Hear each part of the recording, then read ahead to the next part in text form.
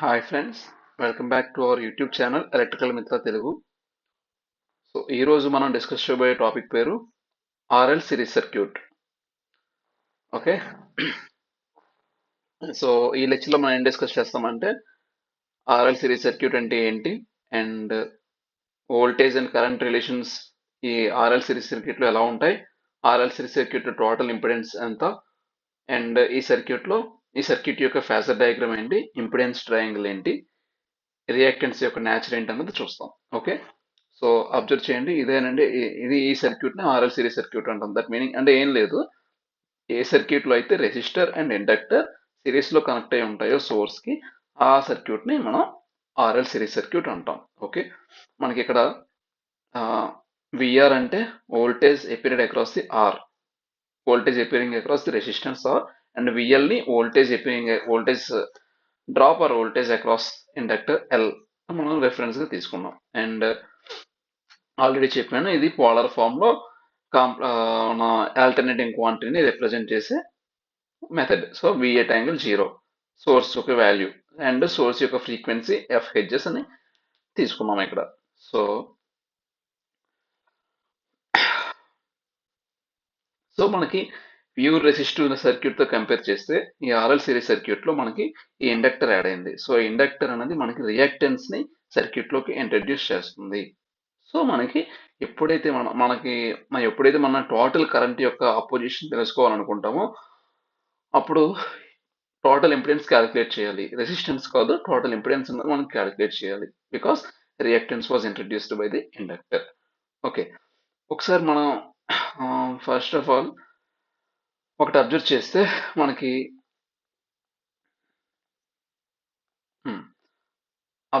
చేయాల్సింది ఏంటంటే, మొత్తం ఈ నెట్వర్క్ లో అంతా కూడా సేమ్ కరెంట్ ఫ్లో అవుతుంది. ఎందుకు? ఈ ఆర్ అండ్ ఎల్ అన్నది రెండు సిరీస్ లో కనెక్ట్ అయి ఉన్నాయి. సో ఆర్ లో ఎంతైతే కరెంట్ ఐ ఫ్లో అవుతుందో సేమ్ కరెంట్ ఐ అన్నది ఎల్ ఇండక్టర్ లో కూడా ఫ్లో అవుతుంది. సో నేను ప్రతిసారి కూడా కరెంట్ ఇండక్టర్ లో ఎందుకు లాగింగ్ ఉంటుంది అండ్ రియాక్టెన్స్ ఎలా వచ్చింది అని నేను ఫ్రీక్వెంట్ గా నేను ఇంకా చెప్పదలుచుకోలేదు, ఎందుకంటే మనం ప్రీవియస్ క్లాసెస్ లో డిస్కస్ చేయడం జరిగింది. నెక్స్ట్, సో కరెంట్ సేమ్ గా ఉంటుంది and that's it as of now. And నేను ఇంకా ఒకసారి రివైజ్ ఏం చేయాలనుకుంటున్నానంటే ఇండక్టర్ గురించి. ఎప్పుడైతే మనం ఇండక్టర్ గురించి మాట్లాడుతున్నామో ఇండక్టర్ ఓన్లీ స్పెసిఫిక్ ఇండక్టర్ తీసుకుంటే ఇండక్టర్ లో కరెంట్ అన్నది వోల్టేజ్ కి లాగింగ్ లో ఉంటుంది. Current lags voltage. And inductor లో ఎనర్జీ అనేది మ్యాగ్నెటిక్ ఫీల్డ్ లో స్టోర్ అవుతూ ఉంటుంది. ఇండక్టర్ లో స్టోర్ అయ్యే energy units joules. Okay, and inductor లో ఎనర్జీ స్టోర్ అవుతుంది, ఎనర్జీ రిలీజ్ అవుతుంది. రెసిస్టర్ లో స్టోరేజ్ అనేది ఉండదు, కంప్లీట్ గా ఎంతైతే వస్తుందో అందరు ఇక్కడ ఒక హీట్ అనేది డిసిపేట్ అవుతుంది, హీట్ వేస్ట్ అవుతుంది. ఇండక్టర్ యొక్క reactance formula XL is equal to 2πfl. మనకి అది ఇండక్టర్ గురించి తెలుసుకున్నది. Okay, so this is basic about the RL series circuit. Now let us discuss about the impedance offered by the series RL circuit. So మనం previous class లో ఏం తెలుసుకున్నాం? Z is equal to R plus J. That means Z is equal to R plus or minus JX అనుకున్నాం. ఎప్పుడైతే మనకి network లో inductor ఉంటుందో reactance positive ఉంటుంది. That means Z is equal to R plus JXL. That means ఇది. So XL అని ఎందుకు తీసుకున్నామంటే this is the inductive reactance. So imaginary part in the impedance offered by series RL circuit is inductive reactance. So Z is equal to R plus JXL. Here R is a real part, XL is means imaginary part, like as we discussed in the complex numbers classes. So ఈ మనకి ఈ impedance అంటే series RL circuit యొక్క impedance వాల్యూని ఒకవేళ complex plane లో represent చేయాలంటే ఈ విధంగా రిప్రజెంట్ చేస్తాం. ఏం చెప్పిన కాంప్లెక్స్ ప్లేన్ అంటే రియల్ ఎక్స్ యాక్సిస్ అన్నది real number line, Y axis అన్నది ఇమాజినరీ లైన్. సో మనకి Z is equal to R plus JXL లో first the real part, second part అనేది ఇమాజినరీ పార్ట్. రియల్ పార్ట్ అనేది ఎక్స్ యాక్సిస్ మీద mention చేస్తాం, imaginary part అనేది Y axis మీద mention చేయడం జరుగుతుంది. So R XL. ఇది ఈ ఈ యొక్క ఇండక్టర్ ఈ ఆర్ఎల్ సిరీస్ సర్క్యూట్ ఆఫర్ చేసే ఇంపిడెన్స్ యొక్క magnitude. No that is fine. So as we discuss early this is అంటే ఆర్ ప్లస్ జేఎక్స్ఎల్ అన్నాం కదా. In case of R minus వచ్చింది అనుకోండి ఇలా వస్తుంది. మనం ఇప్పుడు డిస్కస్ చేసింది ఆర్ ప్లస్ అంటే యాక్చువల్గా జెడ్ ఆర్ ప్లస్ జేఎక్స్ఎల్ కదా. ఈ జే అన్నది ఏంటంటే 90 డిగ్రీస్ అని meaning. So R plus jXL అంటే 90 డిగ్రీస్ లో యాడ్ చేయాలి. ఇది మనకి అప్పుడు మనకి ఇంపిడెన్స్ ట్రయాంగిల్ వస్తుంది. సో పైథాగరస్ థియరం అప్లై చేస్తే mod z is equal to square root of r square plus x square. And phase angle. So ఈ సిరీస్ సర్క్యూట్ లో కరెంట్ కి వోల్టేజ్ కి మధ్య ఫేజ్ డిఫరెన్స్ అన్నది ఈ రియాక్టెన్స్ వాల్యూ అండ్ ఈ రెసిస్టెన్స్ వాల్యూ డిసైడ్ చేస్తాయి. బికాస్ ఇంపిడెన్స్ మనకు ఓన్లీ రెసిస్టివ్ సర్క్యూట్ తీసుకుంటే మనకి ఎప్పుడూ కూడా ఫేజ్ డిఫరెన్స్ ఉండదు. ఎప్పుడైతే రియాక్టెన్స్ ఇంట్రడ్యూస్ అయిందో whether it is capacitive or inductive దాని మీద మనకి ఫేజ్ యాంగిల్ డిపెండ్ అయి ఉంటుంది. సో ఈ కేసులో తీసుకుంటే phase angle offered by this impedance is phi is equal to tan inverse of XL by R. Okay. Okay. That is all about the impedance of series RL circuit. మనం next phasor diagram చూసుకుంటే ఈ RL series circuit కి phasor diagram చూసుకుంటే నేను already చెప్పాను network లో flow అవుతున్న current అన్నది సేమ్ ఒకటే. అంటే మీరు ఇండక్టర్ లో తీసుకున్న రెసిస్టర్ లో తీసుకున్న ఫ్లో అయ్యే కరెంట్ ఒకటే ఉంటుంది. సో మనం కరెంట్ ని రెఫరెన్స్ గా తీసుకుందాం. సో ఇది కరెంట్ యాక్సిస్ అనుకుంటే ఇది మొత్తం ఇక్కడ నుంచి ఇక్కడ వరకు ఇది కరెంట్ యాక్సిస్ అనుకుంటే దట్ మీన్స్ ఐ రెఫరెన్స్ తీసుకుంటే మనకి సర్క్యూట్ లో మనం ఏంటి అనుకున్నాం, విఆర్ అంటే voltage across the resistance, VL అంటే voltage across the inductance, V that means supply voltage. Meaning ఏంటి, it is complex combination of the voltage across resistance and voltage across inductance. So current ని ఇక్కడ reference గా తీసుకున్నాం కదా. దీని తర్వాత ఏంటి, voltage across current flowing through resistor R consider చేస్తే ఏం చెప్పాను, నెట్వర్క్ లో ఎంత కరెంట్ ఫ్లో అవుతుందో రెసిస్టర్ లో అయినా ఇక్కడ ఇండక్టర్ లో అయినా సేమ్ కరెంట్ ఫ్లో అవుతుంది. కాబట్టి I is equal to IR is equal to IL. అక్కడతో అది అయిపోయింది. నెక్స్ట్ ఇప్పుడు నెక్స్ట్ ఎలిమెంట్ ఏంటి, వోల్టేజ్ అక్రాస్ ది రెసిస్టెన్స్. ఇది ప్యూర్ రెసిస్టెన్స్ ఏం చేస్తుంది, ఎనర్జీ ఏమి స్టోర్ అవ్వదు, మొత్తం అంతా డిసిపేట్ అవుతుంది. సో ఫేజ్ డిఫరెన్స్ ఏమీ ఉండదు, వోల్టేజ్ అండ్ కరెంట్ రెండు ఇన్ ఫేజ్ లోనే ఉంటాయి. సో సేమ్ యాక్సిస్ మీద వోల్టేజ్ లైన్ ని తీసుకోవడం జరిగింది, ఇలా రిప్రజెంట్ చేయడం జరిగింది. దాన్ని విఆర్ అనుకుంటాం. Next voltage across inductor. So inductor యొక్క నేచర్ ఏంటి, కరెంట్ లాగ్స్ ద వోల్టేజ్, అంటే voltage leads the current.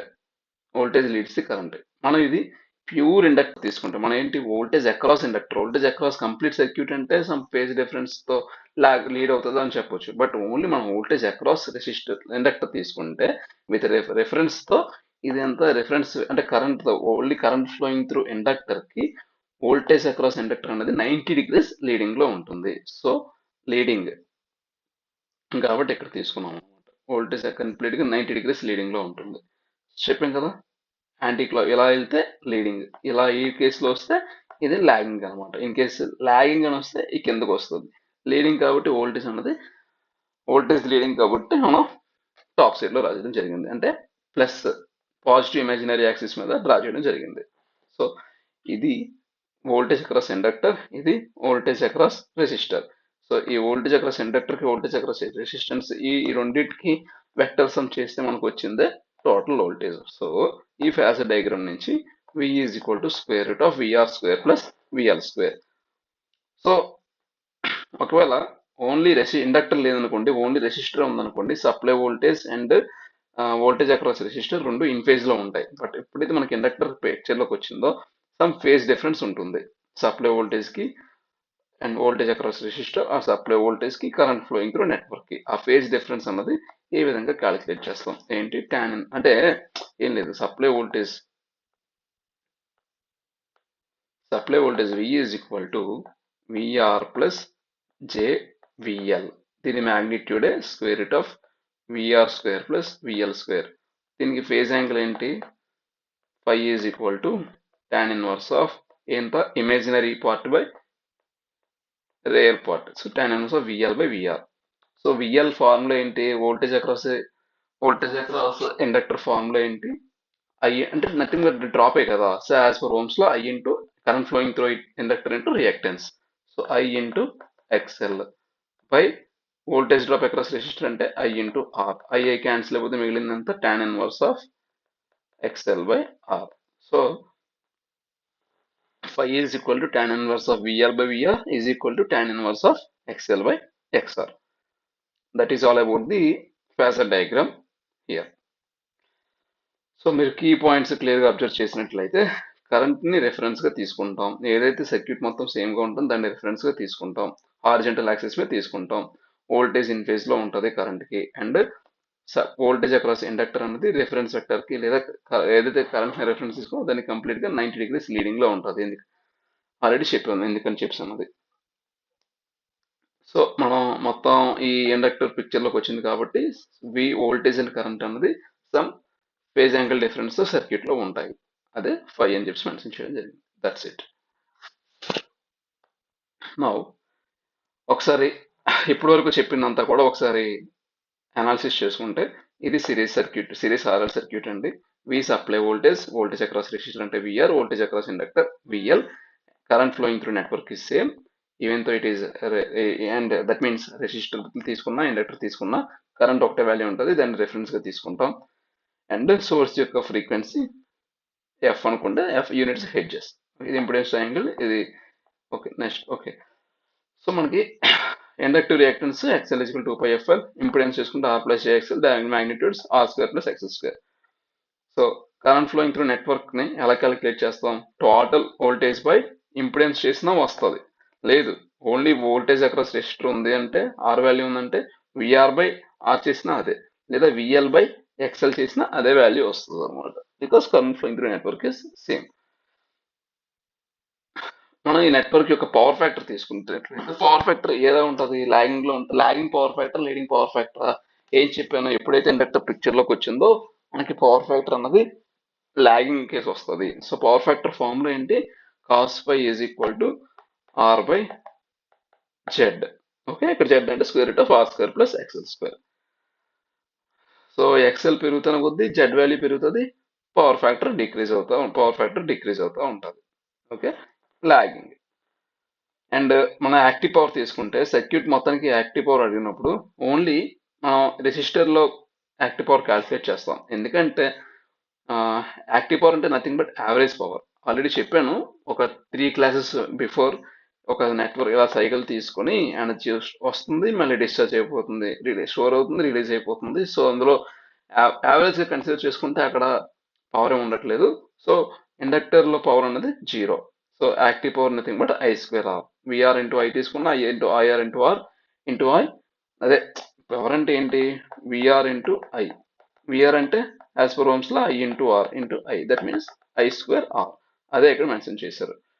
Okay, reactive power actually చెప్తున్నాను అగైన్, యావరేజ్ పవర్ అన్నది ఇండక్టివ్ పవర్ లో ఉండదు. ఒకవేళ ఇన్స్టంటేనియస్ పవర్ అడిగాడు అనుకోండి, సపోజ్ ఇలా ఉంది ఇక్కడ కరెంట్ ఈ విధంగా ఉంది. సో ఈ ఇన్స్టెంట్ లో తీసుకుంటే ఈ రెండు మల్టిప్లై చేస్తే పవర్ వస్తుంది కదా, ఆ పవర్ చెప్తున్నాడు ఐ స్క్వేర్ ఇంటూ ఎక్స్ఎల్ అని చెప్పేసి. ఓకే, అపరెంట్ పవర్ అంటే సోర్స్ ఎంత అబ్జర్వ్ చేస్తుందని చెప్పి, source voltage into source current మనకి అపరెంట్ పవర్.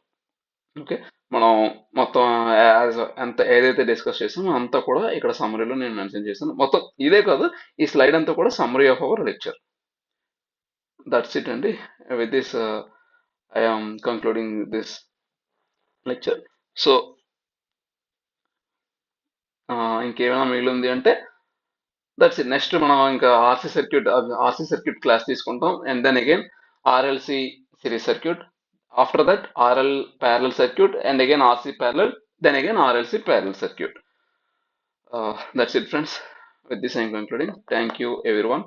మీకు ఏమైనా డౌట్స్ ఉంటే ప్లీజ్ కింద కామెంట్ బాక్స్లో కామెంట్ చేయండి, అండ్ లైక్ చేయండి, అండ్ మీ ఫ్రెండ్స్తో షేర్ చేయండి, and don't forget to subscribe. And మనకు ఒక టెలిగ్రామ్ ఛానల్ ఉంది, ఎలక్ట్రికల్ మిత్ర తెలుగు. ఏవైతే మనం ఇక్కడ ఈ క్లాస్లో డిస్కస్ చేస్తున్నామో ఈ ఎంటైర్ స్లైడ్స్ అనేవి మనకి పీడిఎఫ్ ఫార్మాట్లో టెలిగ్రామ్ ఛానల్లో అప్లోడ్ చేయడం జరుగుతుంది. మీరు జాయిన్ అయ్యి చెక్ చేసుకోవచ్చు. Thank you again.